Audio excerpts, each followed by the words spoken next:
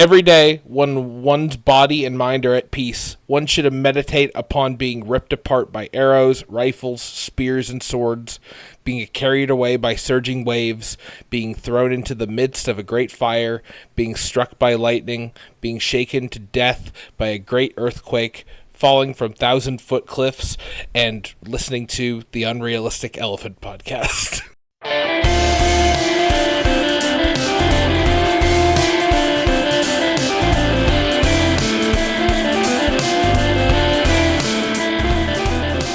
So, welcome back to the Unrealistic Elephant podcast. My name is Nathan, as always.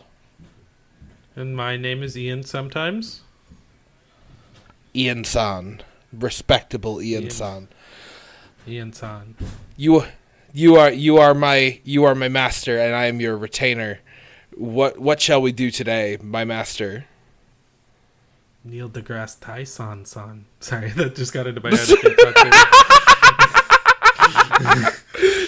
Bro, you just say stuff. You just be saying stuff.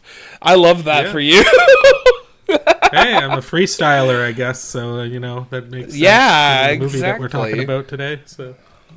Yeah, exactly. So, if you guys didn't watch the last episode, today's film is one that I recommended. This is a movie I saw last year, and I've sort of been stewing on just thinking about it for a really, really long time, and I thought this would be the perfect time to bring it up on the podcast. So, the movie I chose was Ghost Dog: Way of the Samurai by Jim Jarmusch. I'm actually... So when I recommended this last episode, you were familiar with this guy. I actually haven't seen anything else by him, unless I'm just not remembering properly. I've seen two movies from him. Those were Night on Earth and Coffee and Cigarettes. And it's kind of funny because this is actually the first Jim Jarmusch movie I've seen that isn't an anthology movie. Oh, really? Yeah, that's funny. The other two were anthology movies. So I really might have to check it out because watching this again, I'm just so impressed by how well this movie draws me in. It's got really great pacing. It's got moments I guess the best way to put it is it's got these lulls in them, often the soundtrack will just sort of take you away, and other times once those scenes are over and you have those Zen moments, and when those Zen moments are done, it's actually a really compelling character study into this guy. And I upon watching it a second time, I'd say this is one of my favorite movies that we've watched for this podcast. Actually, a lot of this is compelling to me. What did you think of it? Because I think this is the first time you've seen it, correct? Yeah, I hadn't seen it before. I had heard the title. I was pretty impressed by it. I enjoyed it. I think I'd probably enjoy it more on a second watch. But this one was a really interesting character study, while at the same time being pretty atmospheric and not too heavy on dialogue. And it was very much about the mood, but it was also telling you a lot about the character just through his samurai code and the fact that he read Harakiri, I guess, and all these other things that were contributing to him. And this is actually I don't know what it is between kind of a black culture and Japanese culture, but there seems to be a pretty big overlap based on the media that I see, because I've seen Samurai Champloo and I've seen the Boondocks, and those kind of do the same thing that this movie is doing, where it's just they take certain elements of both of those things and they combine them into this. And I guess this is probably an earlier, so I would really like to know the connection between those two things, because I actually don't know what it is, but yeah, that's something I have in my notes here, because there's a lot to dig into in this movie, and we will be in just a moment. But one of the big things is the connection between black culture and this idea of ancient Japan and the samurai code. It's again, I don't think that we are at liberty to talk about it because I don't really know what the origin of this connection is, but you really feel a deep connection between, you know, Ghost Dog and his own like sense of morality and his own personal culture in like a city in America like this. Like he's it's not something that I have a place to talk about, but it's very interesting to see the connection between black culture and Japanese culture almost. I mean, just you sort can of talk about it. It's together. not like you're making stereotypes about it. It's just out of Oh curiosity. no, that's no, that's it. It's like there is like something to be said about the connection there, and I'm not sure where it came from, but I don't know. It really is true. Like I guess before we get into that, what I'd like to do is just sort of lay out what this movie's about, because it's pretty simple. The movie's basically about a hitman by the name of Ghost Dog, our titular character, and Ghost Dog's played by Forrest Whitaker. Who's giving a really incredible performance in this movie, and really a lot, not much dialogue comes from him through most of these scenes. Most of it is just he speaks through his actions, which I guess very samurai-like. is exactly, yeah. That is very, yeah. He speaks through actions, not words. Yeah. Which of course he does have like a side of him we learn through dialogue, but most of it is through just seeing how he acts under the situation that he's in. So basically at the beginning of the movie, basically there's a hit gone wrong, and now the mob is after him, and it's essentially his war against the mob that's trying to kill him. Yeah.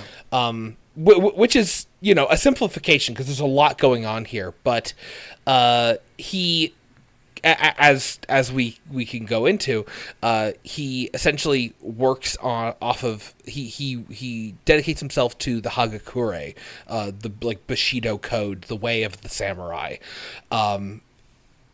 loyal to his master, and even to a point where he's using carrier pigeons to communicate with his hit information and his targets. Yeah, that's another thing missions too. are complete. Like, beyond being a samurai, he's also secretly Pigeon Man from Hey Arnold. So yeah, for real, he is like in control of the pigeons. They love him, and I love that. It really goes to show that like he's the. When a movie lets you know that a character is nice to animals, it's immediately, you know, that there's like a kindness within. But yeah, so basically the movie is him trying to get back at the mob for targeting him. And we'll talk about the mob here in a bit, but yeah, just to get back to what we were talking about before, there's a lot of scenes in this movie, introspective scenes with, again, no dialogue, mostly just musical interludes, with a score done by RZA by the Wu-Tang Clan, which is who actually makes an appearance in the movie in a pretty cool scene. Yeah, they also appeared in Coffee and Cigarettes, the other Jim Jarmusch movie. So I guess they're really, did he? Down. Yeah, they're also. I guess the Wu-Tang Clan are really down with Jim Jarmusch. I guess so. Yeah. Reason. That opening song, the one that's like the do do do do do do do do do do do do. I was trying to figure out where I heard that before, and I remembered it was in video game director's cuts. He had like Randy Solom had like a bunch of unfinished movies that he made that he put up clips of, and one of them was a Smurf. Yeah, and one of them was a Smurf clip, and all he made for it was just a Smurf like riding around in his lowrider, and it had that song. And so that was when I was trying to like pick. Oh, and I don't think that video is available anymore, but that's where I heard that song first, and so I can't even verify it. Yeah, no, it awoke a memory in me, but yeah. That's so funny. Oh man, but yeah. I'm telling you, man. Like the music in this is really incredible. It's this. You brought up Samurai Champloo. It's very similar to that. Like very hip hop driven, but also like Eastern like musical instruments and like sounds. It's very atmospheric. And while we watch these scenes and watch him just sort of cruising through town, you see sort of black culture within this city, and a lot of people respect him. Like there's two different scenes. Oh, ghetto culture specifically. Yeah, specifically ghetto culture. Yeah, that is something to be specific. I'll probably say that. Yeah, so yeah, so you see him sort of cruising around, like.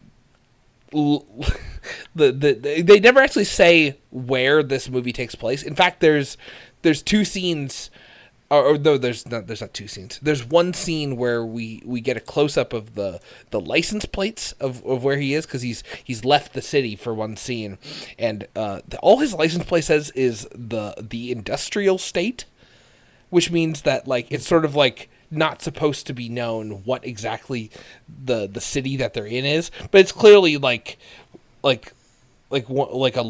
poorer area. Like we're talking like a Detroit or something like that. It's supposed to be sort of like a pastiche of all these different neighborhoods and Might stuff. be the fictional city from Hey Arnold. I'm telling you, this guy's Pigeon Man. Yeah.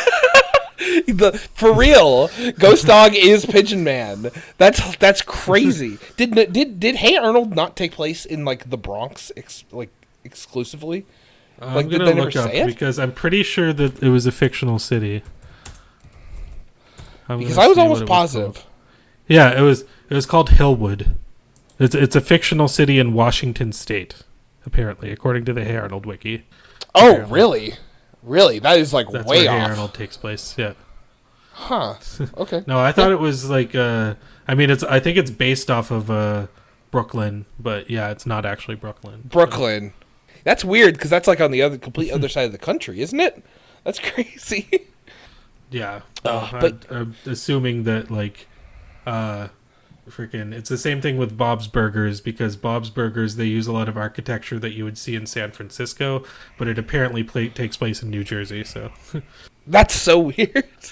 But anyway, yeah.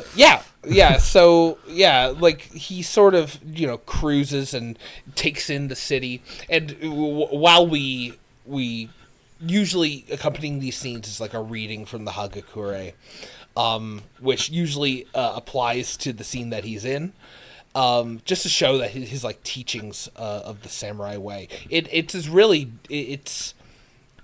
really is something very serious to him, to the point where like Ghost Dog himself is like a cool guy. Like he kills people. He's an assassin basically, more than even a hitman. Yeah, killing people is cool. Yeah. But he does some intrinsically murder people, kids. Yeah, he does some intrinsically. Do a PSA for child murders. No, he's not a child murderer. He's a samurai. He kills for his. Sorry, not a child murderer, a murderer child. That's probably a better way of saying it. Oh my god! But no, he does like these intrinsically uncool things, like it's things that like he's like, okay, I'm a samurai, so this is what I do. Like if he kills somebody with his gun, he like flourishes with his sword before like sheathing it again, and it's like it almost it makes him seem a little more unhinged than he than he wants to present himself to be. It's really interesting. I don't know. What did you think about these like I don't know. What I guess what I want to ask is, you watch a lot of Japanese films. That's like one of your big things, and me and you together have watched multiple different samurai movies, to which this movie pays like homage to multiple different samurai movies, which we can get into. Yeah. And like what like the samurai code is really interesting to me because it's a really interesting philosophy, and I like how this movie explores it in sort of like an American way, like from an American perspective, or I guess North American, yeah. I should say. What did you think about? What is your opinion on like the samurai code? At least how this movie like portrays it. Well, yeah, it's interesting because like this movie is not really portraying what this guy is doing as a good thing, even though he is he's an assassin and he's like killing other people who are, in the game, so to speak. He's not really, it's not really showing this as a positive lifestyle. So, I mean, it is taking like this old ancient Japanese, rhetoric and seeing how it applies to like a more modern, Western kind of situation. And it's not really portrayed as, something that's fitting for the modern day and age. And I mean, even like, if you look into like the whole samurai stuff, I mean, there's a lot of movies that even go into kind of like the samurai were not always as honorable as they get portrayed as being sometimes. I mean, exactly. There was a lot of hypocrisy and violence in the samurai era. I mean, Harakiri definitely. Harakiri, yeah. Yeah, and there was but with like this, like it's kind of thing because like, it's up for debate how much he even really gets it, like what the samurai code is kind of applying to. He definitely forms it into his own life, but he's using it kind of as like a religion.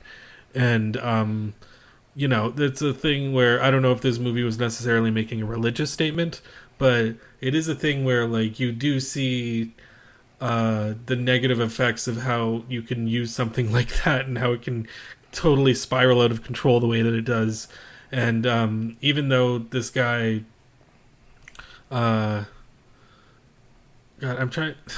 it's kind of funny because before and after I was watching this movie, I've been watching the TV show Barry. Oh. And have you seen that show? I have seen bits of it, and yeah, I think that it definitely is something to bring up. Yeah. It's kind of similar because it's even though it's not about the whole Japanese code and everything, it is about a hitman who is trying to find kind of like his purpose and his way in life, and he's getting into these different conflicts with these different types of mobsters and stuff. So it's kind of funny because there are some scenes, and I also with this movie. There are some scenes that I can't distinguish right away if they're from Barry or if they're from the Ghost Dog or the Samurai. So I believe that him shooting his master in the same place in the arm, right? That was from this movie, right? That wasn't from Barry. Yes, it was. But it's kind of funny because like Barry also has like a master in his show that he's been following for years, that being Fuchs, who's played by Stephen Root in Barry. Right. And Jesus fucking Christ, I never thought Stephen Root could be so scary. But with something like Ghost Dog, the way that it's kind of like commenting on morality, and it definitely comes through with he has this code that he follows. And there is sort of like some teachings that you could sort of understand, but that doesn't really excuse the lifestyle that he's living. And he does have to kind of like fuck people up in even people who he cares about, in order to fulfill his or their wishes. And this whole kind of a thing, it's kind of, I think, a cautionary tale, because I feel like a lot of people have this kind of view of the samurai, or just of like ancient culture in Japan or whatever country, where they think it's like all honor and stuff like that, and it's really not. Right. And with like I mean, there's definitely that sort of stuff in there, but to say that that's all that it ever was is incredibly naive, and so this is definitely a movie I think that explores some of the naivety. It's the same thing with religion too. It's like, there's a lot of good teachings and a lot of religious studies, but you can also interpret them in ways that are very, very dangerous. And I think Exactly. that this movie kind of shows like the line that this guy is walking between those two type of things. So Yeah, yeah, absolutely, and that's the interesting part is, we've got this idea of, if you like, it is a religion to him essentially. The Hagakure calls it a way, which is like just another way to say like a way of life, teachings, and the Hagakure, like the Bible, the Torah, the Quran, these are all things that you can use to direct your life, to take what you can from them, not to ignore the things that are that not to like pick and choose, because that is common with people picking and choosing things from their books of faith, but it's Ghost Dog dedicates himself totally to the Hagakure, which one of the quotes that he reads is that, to be a samurai, to follow the Bushido, is to, consider yourself already dead, which is charge in headlong, like no. yeah, No regard for yourself. You're almost just an extension of your master, which is a sad life to live, especially when, and we'll talk about Ghost Dog's master here in a second and his organization, because I think that's a really interesting part of the movie. But he's protecting this person and being his like shield and extension of them, even though it benefits Ghost Dog nothing. Like, his master is the one that got him into this situation, the one that he considers like himself a retainer of, and even through all of this, he continues to protect him, even if it's a self-destructive thing. So he is dedicating himself completely to his teachings, which sort of blinds him from the current way of the world. And that's what this movie is about for me, is the changing of times.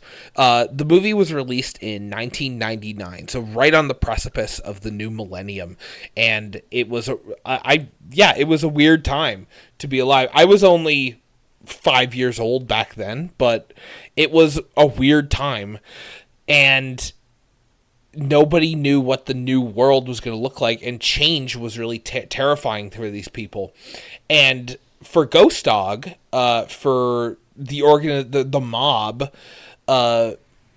for most things, for most of the people in this movie, times are changing, like especially for Ghost Dog. So Ghost Dog is dedicated himself to an ancient Japanese teaching that isn't taught anywhere, hasn't been taught anywhere, especially in North America, for the past hundreds of years.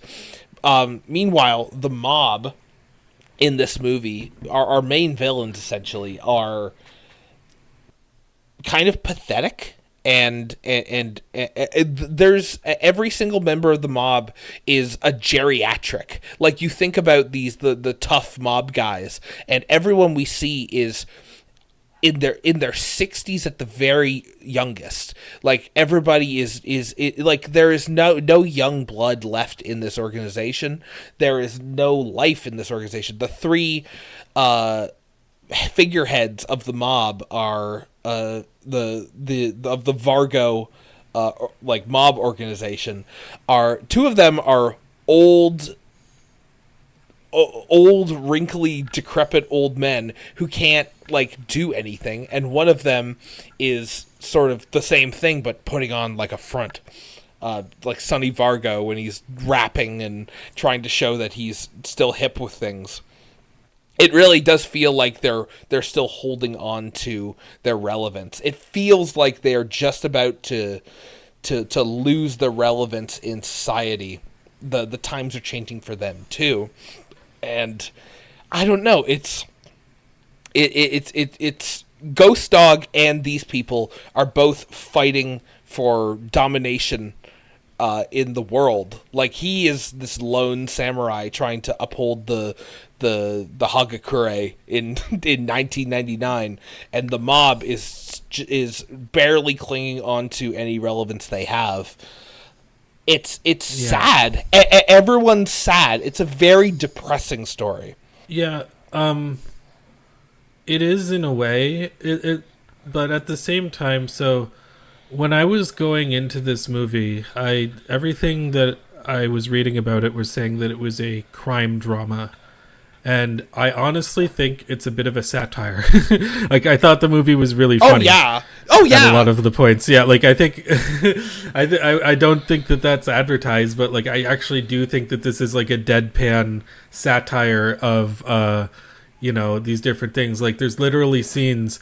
Like, first of all, I didn't know that gangsters just sat around and watched public domain cartoons. I think I could get into being a gangster if that was the case. But the way that I do need to mention public domain cartoons that are directly referencing events that are about to happen to the characters. That's the best part. Yeah, they literally. Yeah, that's what I was gonna say. Is that like they'll watch something on TV, like that's a public domain cartoon. And then something like that will actually happen to get to get someone killed in the movie. Like, I think my favorite was the shooting guns up the bathtub. Yes, and then they actually did that through the. That was so good. So good. Yeah, like I found that stuff was absolutely hilarious. And then, public domain cartoons, and then Itchy and Scratchy. So yeah, exactly. Two separate Itchy and Scratchy cartoons. Yeah, exactly. I got a 2-for-1. And some of them might not be public domain. Like, I don't think Woody Woodpecker's public domain yet, or was in 1999. But, yeah, so they maybe not all public domain, but some of them definitely were.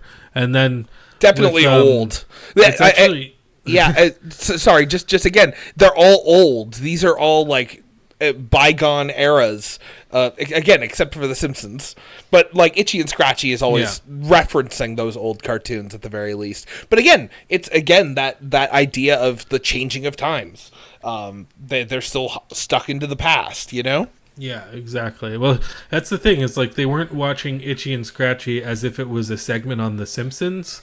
They were watching Itchy and Scratchy as if it was just its own show.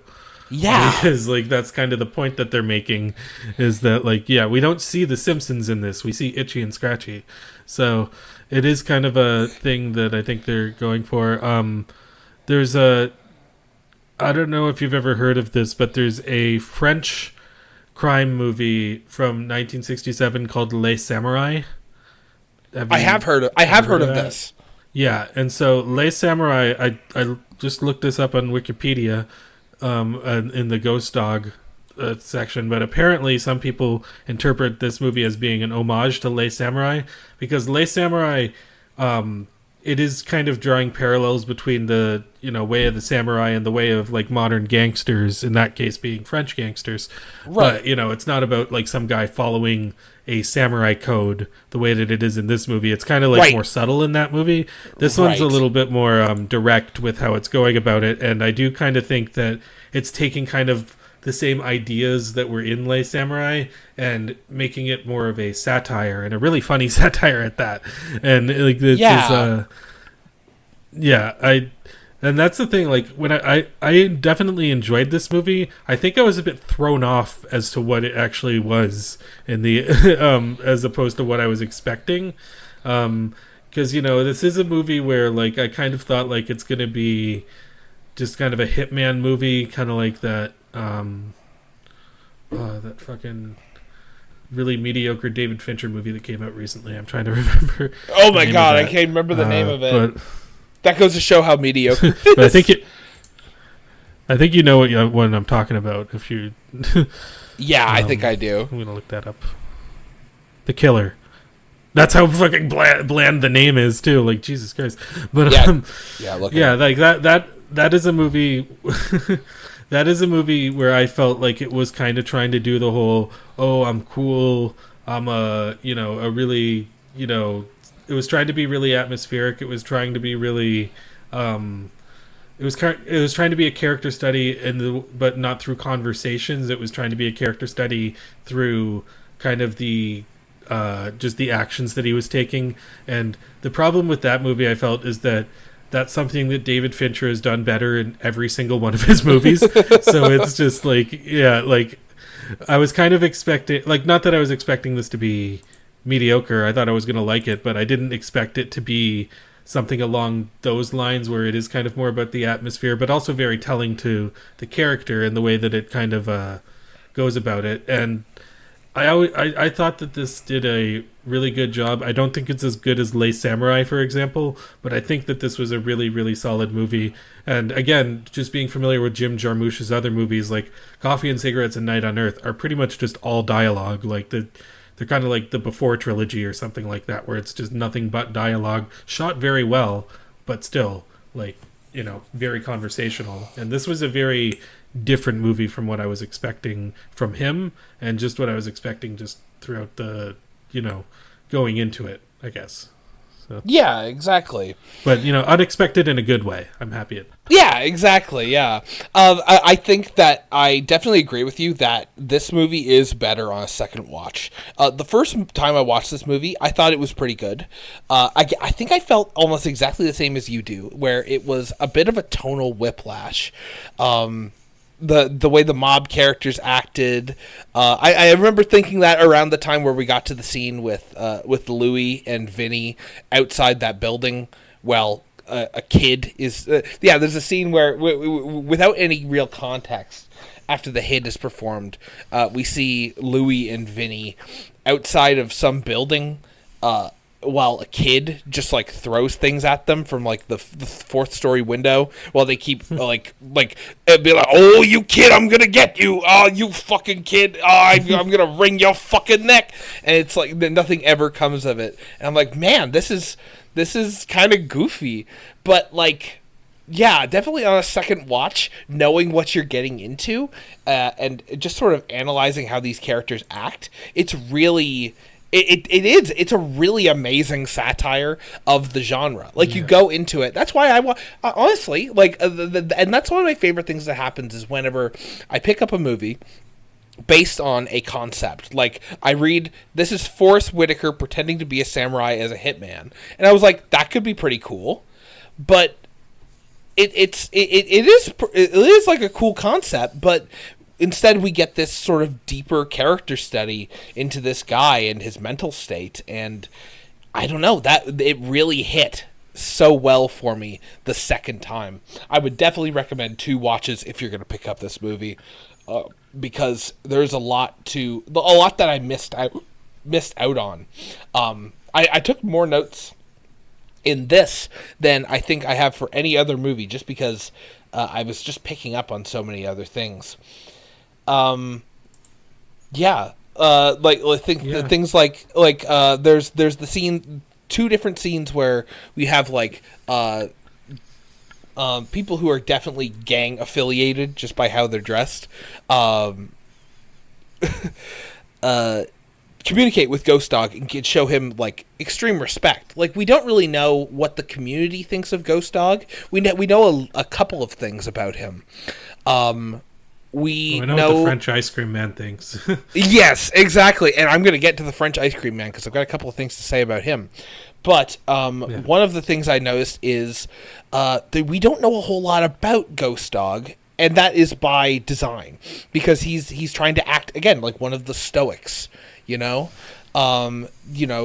connections, living on the roof, with taking care of pigeons, like very kept to himself. And through a couple of things, we learn a few things about him.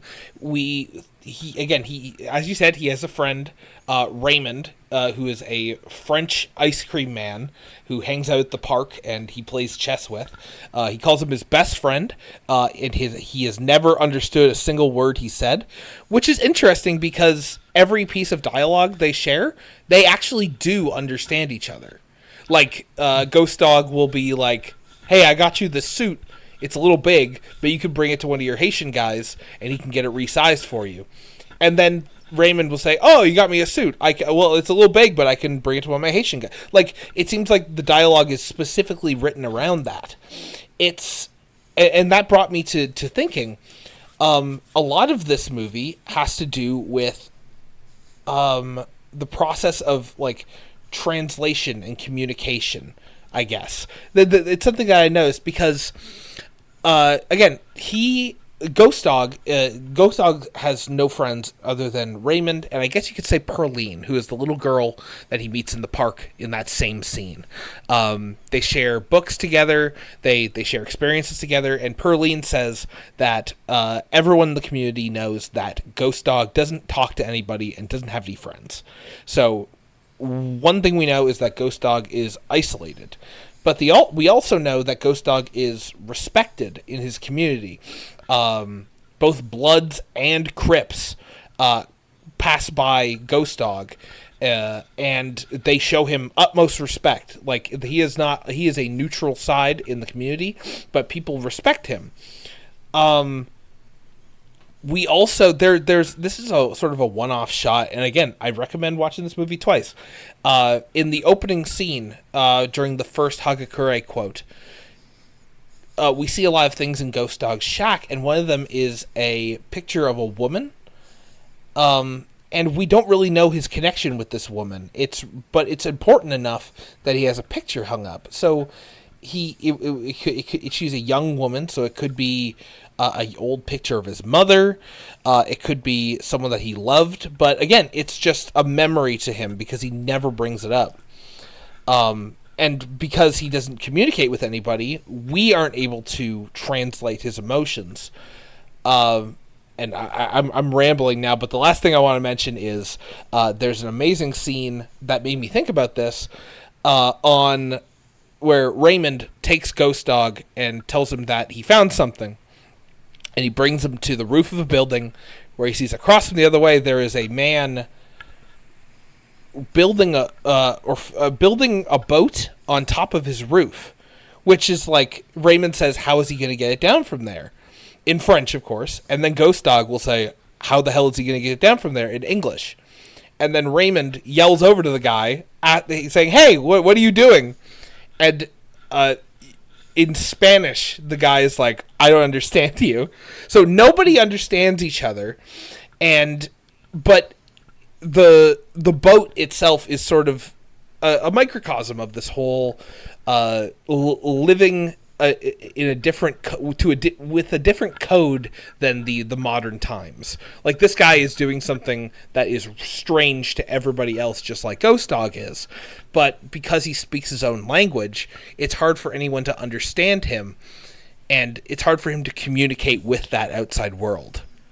Is again, and the last thing I'll say about that is, talking about things that are lost in translation, Ghost Dog is a teacher, or he is taught by the Hagakure, which in of itself is a Japanese text translated into English. So there is nuance that he doesn't understand, because he doesn't understand Japanese. He can't read Japanese. We can see his copy is an English translation.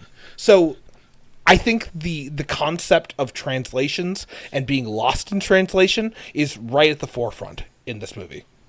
Yeah, and I mean, going back to the religious kind of things that I was picking up on, I mean, that's true of religious texts too, is like beyond them just having different interpretations, they're also being translated from languages that are not English most of the time, unless you're, well, I wouldn't really call Scientology a religion, but I'm not going to get into that.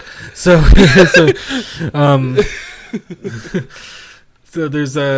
there's a lot that I kind of took away from the whole, translation barrier thing. And one of them was, the French guy. And, that is, based on the few other things I've seen from Jim Jarmusch, that does seem to be something that he tackles quite a bit in his movies. Like Night on Earth, I don't know if you know anything about it, but it's basically about these 4 different stories that are all about these taxi drivers driving people around in their taxis, but they take place in 4 different cities all over the world on the same night.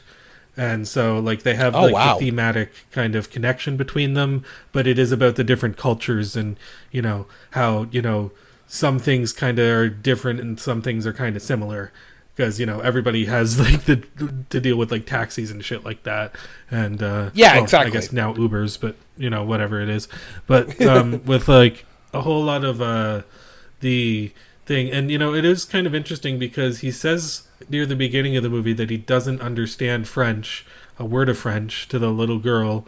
But then later on, it seems like he does understand the ice cream man when he's talking to him in like the last scene when he's when Ghost Dog gets killed. Like it does seem like he understands what the ice cream man is saying before like they leave to go over there. So I don't know. It did kind of make me think like, does he really not understand French or does he?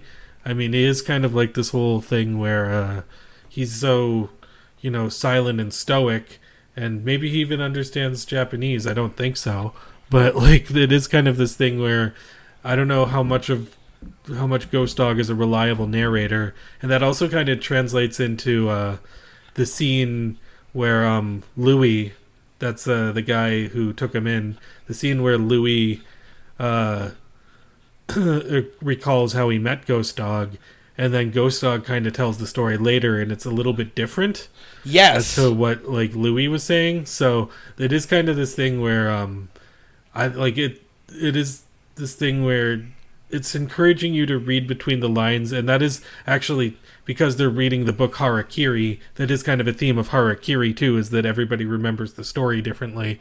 So that is kind of something that I. No, yeah, no, that's Rashomon. Harakiri was the other one. Oh, sorry. Yeah, sorry. Rashomon. That's what I'm talking about. Yeah, that's one of the biggest things that I noticed. That I only noticed that on the second watch is because the flashback is almost exactly the same. But because when Ghost Dog recalls it, he's being like accosted by two guys, and they pull out a gun and are about to shoot him, and then Louis saves him. But when Louis is retelling the story, the punk took out a gun and pointed it at him. So to him, it's self defense. To Ghost Dog, he was saved by Louis, which goes to show how unreliable and like the fact that Louis is Ghost Dog's master is really what sets this whole thing apart, because for a ideology to work like this, then the culture needs to accept it as well. And Louis is completely like he is completely divorced from the concept of Ghost Dog's samurai code. Like, all that Louis knows is that Ghost Dog's a professional, he gets the job done, and he's reliable. Which are all good things. Like he likes Ghost Dog. He in no way wants Ghost Dog on his bad side, and he says that to the mob. Says this guy's a professional. There could be problems, and of course they don't listen to him because they're so caught up in holding on to power. Louis is not an honorable person. He is again holding on to his own outdated code of how to be a man, how to be a criminal, how to run your business. Like he is trying to hold on to things. And there's a great scene after Ghost Dog attacks Vargo in his mansion, and Louis' friend Vinny gets shot. Vinny, who is in most of the scenes with Louis, and we don't really know their relation, but we know that they're friends, old friends. And Vinny has been shot, and he's telling Louis that Ghost Dog may be killing them, but at least he's killing them honorably. Like he said, like I think the exact quote he says is that he's taken them out like the old days, like with with the respect they deserve. Even in death, these people just want to hold on to, like, it's almost like a nostalgia for when they were, kings of like when they were young and everything was given to them through this system. that is like falling apart. And yeah, again, it's a funny movie, but like the parts that are satire, if you observe them as sort of something a little bit sadder, there's a lot of depressing moments in this movie. Just understanding how these people think and how they end up in the end. Yeah, exactly. It is something that I could definitely see people watching and having completely different reactions to. Whether it's they think it's a funny comedy, or they're totally depressed by it, or they just think it's like a cool stylistic action movie. I can see all three of those things, and it is all three of those things, and it's also it also has like deeper elements to it. And yeah, I was very impressed. Even now, just talking about it, I'm starting to appreciate it even more than I did when I watched it. So yeah, this is a movie I think that's gonna probably stick with me, and I'm gonna rewatch it at some point, I think, and yeah, probably like it even more. Yeah, absolutely. Yeah, it's I'm really glad I recommended this movie because it really it makes me think about like morality almost, because that's what the religions or these teachings, codes, that's all these are, is an idea of morality. Ghost Dog thinks that it's okay to kill people, and be a stoic like that because he is indebted to a master that he needs to serve. Meanwhile, he is the one that sort of orchestrated this whole system around himself. Like, he is able to break out of it, but he's too far gone, and that's why we get to the end where he essentially sacrifices himself, basically unloads his gun to put him in a situation where Louis has to shoot him, because Louis in this case is the only person who can put him down. Ghost Dog himself is like this unstoppable machine of death. Anyone that he comes across after they cross him at the midpoint of the movie, he kills them. Louis, on the other hand, is his master and can decide when he dies. And I think at that point, Ghost Dog realized that he's eliminated the mob, and Louis is the last person out there who could take him down. And he realized that he had had enough. The world wasn't built for someone who can follow a samurai code like this. But it's interesting, the words that he gives to Raymond right before he goes to kill Louis is, he says, he and Louis are both from ancient tribes, and the world is different from when it was back then. And the world, like, ancient cultures don't exist anymore, but sometimes they should. I think he says at some point there is worth in the teachings of the Hagakure, and that's why he gives it to Perline at the end. Is he wants to pass down these teachings, because even though it's brought him here to like the end of his life, he's thankful for it, because I think it gave him peace in the end, knowing that he did everything he could. But again, he's not a good person, but he achieves sort of personal fulfillment, which is, I guess, the best he could do with what he was given. Because again, we don't know a whole lot about Ghost Dog. He could have had opportunities, but if this was the only opportunity he had, then he gave it everything he could. Given the way that his life went, and he's a really interesting character, and I don't know. I think that, again, I have to say, Forrest Whitaker is playing the hell out of this role. Like, he's never been one of my favorite actors, but he is doing incredible work, just selling every emotion on his face. Even like small scenes, like where he's got a sniper rifle and he's going to kill the mob boss at his mansion, and a bird lands on the barrel of his gun.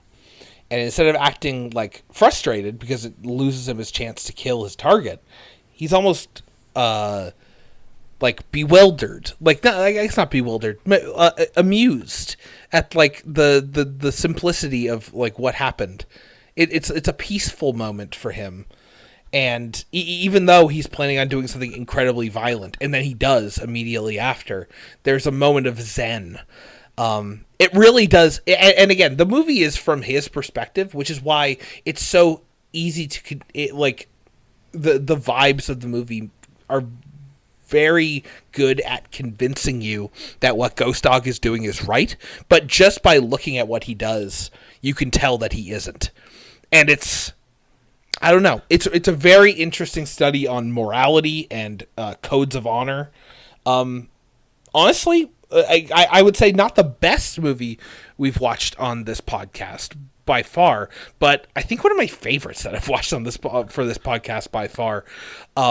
Like way, like at least top three, top five, because it's just it pulls me in so much. There's so much to like here if you enjoy character driven dramas like this. Yeah, exactly, and I definitely think that I would recommend it for those reasons. And this has to be like one of Forrest Whitaker's, probably not one of his earliest roles, but maybe one of his earliest starring roles. Yeah, and he he really knocks it out of the park here. I would totally, I don't really have a whole lot to say about it. I'm still kind of like, mulling it over in my mind, but I did really like it, and I thought it was really enjoyable. And I would, I'd recommend it. I think that you're doing a good job on selling it to anybody who may have not seen it, even though we did kind of spoil some parts of it. But I think you can probably, this is one of those movies where like you'll go in and you probably know that the main character is going to die. yeah. So I mean, that's kind of part of the whole samurai thing too, especially the way that he sacrifices himself. So I mean, this was 1999. I mean, Forrest Whitaker, this, he really came into himself. I mean, this, I think, paved the way for him to star in Battlefield Earth in 2000. So, yes. Perfect. Yeah. Oh, he was. This was the prelude to the main event, his magnum opus. Yeah, exactly. I can't believe I forgot he was in that, and I brought up Scientology. But anyway, so he gave up the samurai code to replace it with Scientology. Shit. Fuck. Yeah. Like, oh my god. Yeah, fuck the old Japanese way. I'm going with L. Ron Hubbard. So L. Ron knows. I'm just gonna look. Oh yeah, there was one part. I'm just looking at some of my final notes here. There was one part where he was like lying on the roof, and the pigeons were surrounding him while he was sleeping, and I swear to God, and I wouldn't be surprised if this was intentional, I think that there was a scene in Kenny versus Spenny that was a direct homage to that. And that was when Kenny was going around pretending to be an obese person, and then like he like fell down in a field with bread around him, and then all the pigeons came and started like like eating the bread off of him. So I actually think that it was a direct reference, and maybe it wasn't, but I mean it was pretty amazing to see that same. It was pretty much shot the same exact way. I mean, but Kenny and Spenny are big film guys, so I could also believe that it was a direct reference too. But I don't know. Like I don't really have a whole lot more to say about it. I'm still kind of, like I said, going through it in my mind. But this was really great. I'm really impressed by what it was. Yeah, me too. I think I've said a lot, and I think I've expended everything I've had to say about this movie. Although I'm sure I will talk about this movie at some other point, because I don't think it gets nearly enough attention. I've after watching it, I looked into it, and there's not a whole lot of people talking about this movie, and I know it's over 25 years old, but I think that seems to be kind of like standard for Jim Jarmusch. Is that I don't know. Like I've seen other movies from Jim Jarmusch, and they get like positive reception most of the time, but I don't really hear people talking about them long term, and it's kind of a shame because I think this and Night on Earth are both definitely worth talking about long term. Coffee and Cigarettes I liked. I wouldn't call that a great movie, but I thought it was definitely an interesting one. There were great segments in that, and I don't know. I guess we should check out some more Jim Jarmusch movies. I hear Mystery Train is good. That's another Yeah. anthology movie. He really likes anthologies. Well, yeah. No, I had really no idea about his other work either. So yeah, this is definitely an opportunity I'm going to take to familiarize myself. Yeah. Good old Jimmy boy. Jimmy boy. He has a new movie coming out too, apparently. Does he? It's called Father, Mother, Sister, Brother. And it's a movie original, apparently. Okay. All right, yeah. Yeah, go check out. Speaking of movie, I know this is we're wrapping up, but I thought I would talk about a couple other things.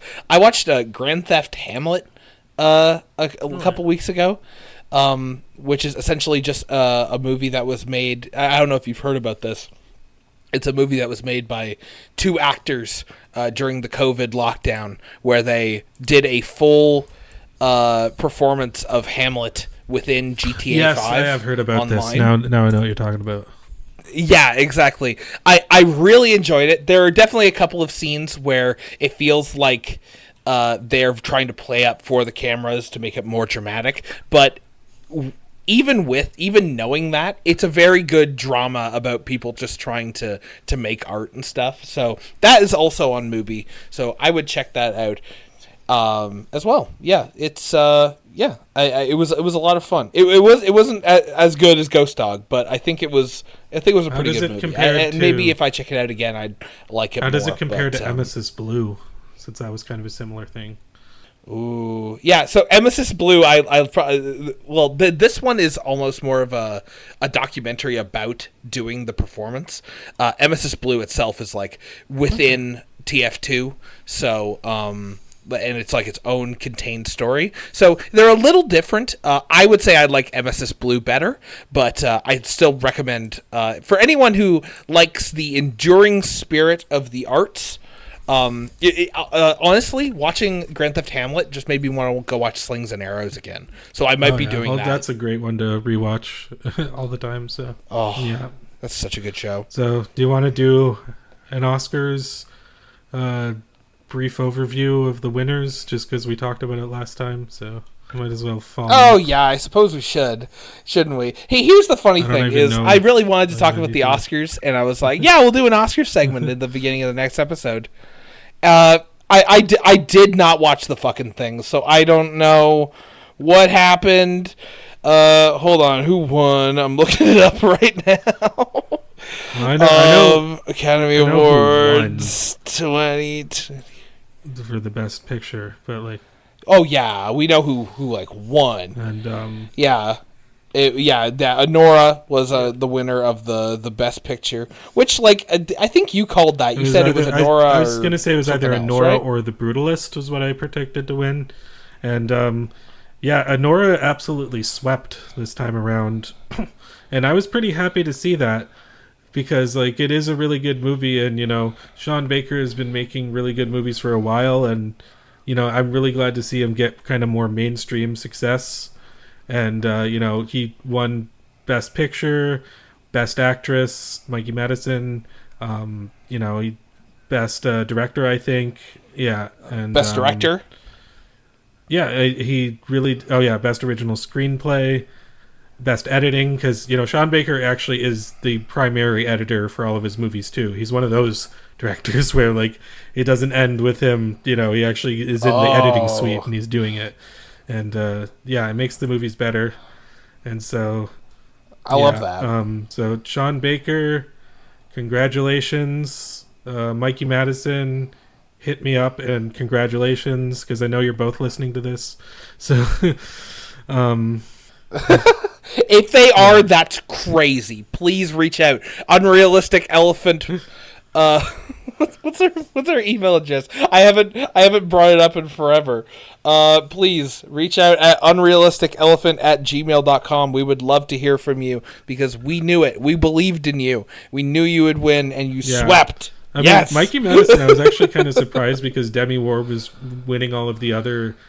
She won like the Golden Globes and everything like that, so I kind of was expecting it to go for her. But I mean, I think they both gave phenomenal performances, and either one of them would have deserved it. So I'm really happy that Mikey got it. but I would also be happy if Demi got it. So Yeah. I was really hoping for. I knew it probably wasn't going to win Best Picture, but I was hoping for more from The Substance. I know they got the award for makeup and hairstyling, which.